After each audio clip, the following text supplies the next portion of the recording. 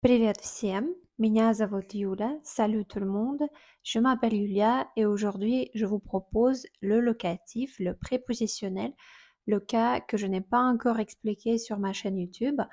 C'est le cas qu'on apprend presque en premier quand on apprend le russe et je me disais que ça sert à rien de le présenter, mais si, quand même je veux le présenter parce que c'est un cas un peu avec plusieurs pièges en fait. Donc, premièrement, on regarde les terminaisons, après on regarde les exceptions et ensuite on regarde pourquoi on a besoin de ce cas. Donc on commence.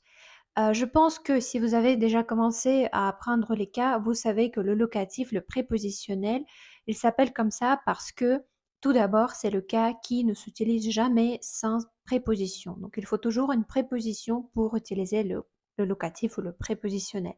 On l'appelle aussi le locatif parce qu'en fait, il est utilisé pour la localisation, pour localiser quelque chose dans l'espace.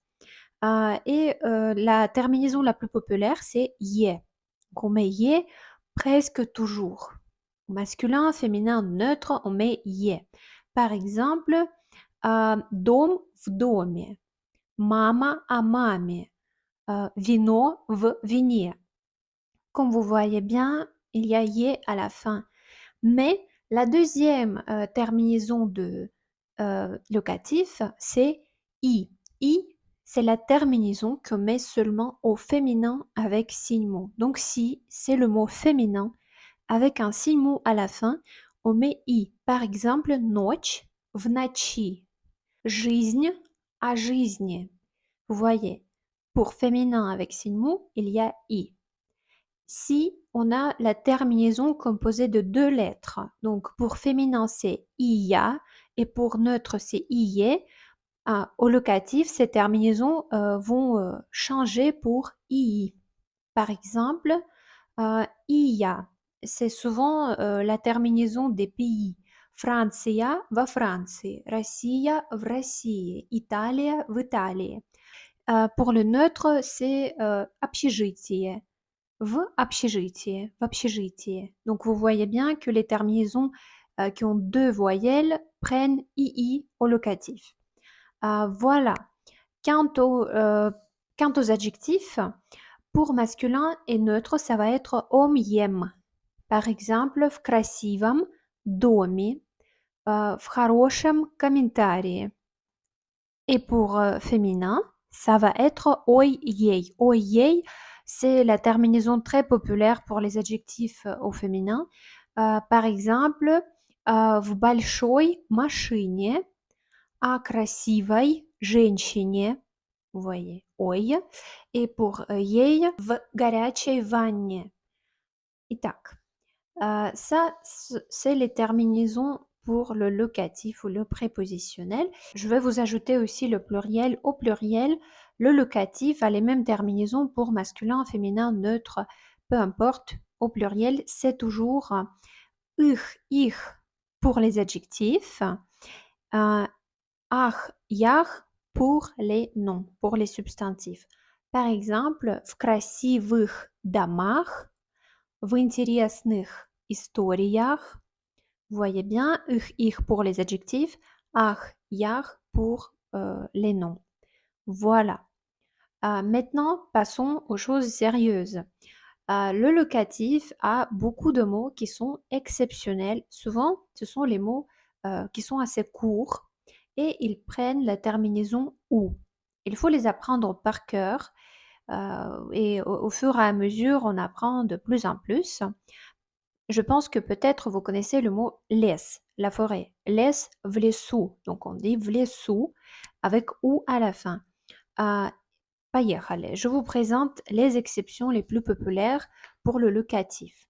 Лес в лесу, сад в саду, рот во рту, нос в носу, шкаф на шкафу, пол на полу, аэропорт в аэропорту, угол в углу, год в году, порт в порту, мост на мосту. Voilà, donc ces mots, il faut les apprendre parce qu'ils ont la terminaison particulière. Mais maintenant, on va aller un peu dans les détails. Donc, on utilise deux prépositions pour la localisation au locatif, c'est v et na. V, très souvent, c'est d'un et na, c'est sur. Oui, par exemple, кот на комоде. Le chat est sur la commode. Mais il y a la troisième préposition très populaire pour ce cas, c'est la préposition au. Au, on peut traduire très souvent en français comme de. Par exemple, я говорю о брате. Je parle de mon frère. Donc, après cette préposition, les mots exceptionnels arrêtent d'être exceptionnels. C'est-à-dire, si laisse la forêt, on dit в лесу, dans la forêt, ou шкаф, le placard, в шкафу, dans le placard, на шкафу, sur le placard.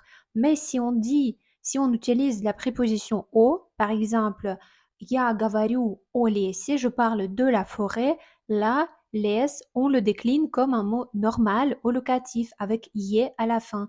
Я говорю о лесе, я говорю о шкафе. Euh, Pareil, сад, oui, le jardin. Мы в саду, nous sommes dans le jardin. Mais avec la préposition au, on le décline comme un mot normal. О саде. Мы говорим о саде, nous parlons du jardin. Voilà, ça, il faut prendre note de cette information parce que c'est vrai que ça peut être vraiment un piège du locatif. Donc voilà, je vous ai présenté les prépositions les plus populaires qu'on utilise avec le locatif, ve, na, o. Quant aux prépositions ve, na, il faut bien distinguer que ve, c'est vraiment à l'intérieur. Donc souvent, il s'agit d'un endroit fermé. Мы в музее, мы в магазине, мы в библиотеке. Mais quand il s'agit d'un événement, c'est-à-dire ce n'est pas forcément un lieu fermé, mais un événement, on emploie la préposition на. Мы на выставке, мы на спектакле, мы на уроке. Voilà. Et bien sûr, il y a quelques particularités. Par exemple, quand il s'agit de la rue, oui, tout ce que est rue, place, boulevard, on emploie la préposition на. Мы на бульваре, мы на улице, мы на дороге. Mais s'il s'agit d'une ville, d'une région, d'un pays, on dit в. Мы во Франции, мы в России, мы в Париже, мы в регионе. Voilà. Et quand on parle de l'eau, les fleuves, les rivières, les lacs, etc., si on est au bord d'un fleuve, d'une rivière, on emploie les prépositions на. Мы на море, мы на озере, мы на реке, si on n'est pas dans l'eau. Oui. Parce que si on dit le bateau est dans l'eau, on va dire корабль в море. La préposition au, c'est comme je vous ai déjà dit, on peut la traduire très souvent par de. Oui, о.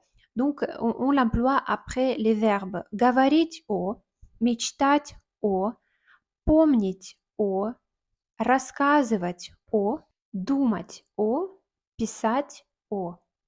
Et ensuite, on met le locatif ou le prépositionnel que je vous présente aujourd'hui. Maintenant, passons aussi à l'emploi de ce cas. Donc, comme je vous ai déjà dit, c'est la localisation, c'est-à-dire que quelque chose se trouve quelque part. Oui, кот на комоде, картина на комоде, мы отдыхаем на море, собака в саду, ou quand on parle, voilà, on emploie la préposition о. Да, мы говорим о природе, они думают об экологии. Attention, la préposition о peut devenir об si on a une voyelle après. Oui, об экологии.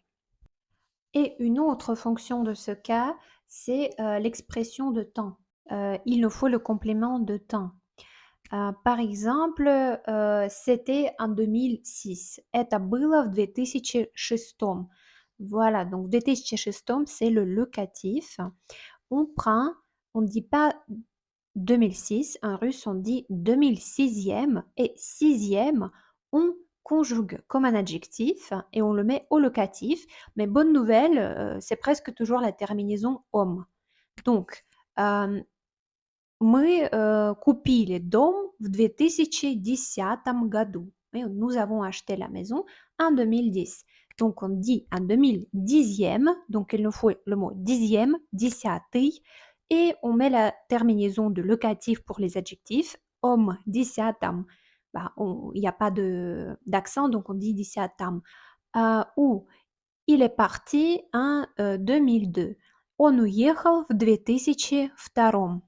Второй, c'est deuxième, oui, c'est exceptionnel, второй. Et on met la terminaison om, втором. Aussi, pour dire la semaine prochaine ou la semaine dernière, on emploie pareil le locatif. Donc, на прошлой неделе или на следующей неделе, c'est le locatif si vous regardez bien les terminaisons. Pareil avec le mois dernier, le mois prochain. В прошлом месяце или в следующем месяце.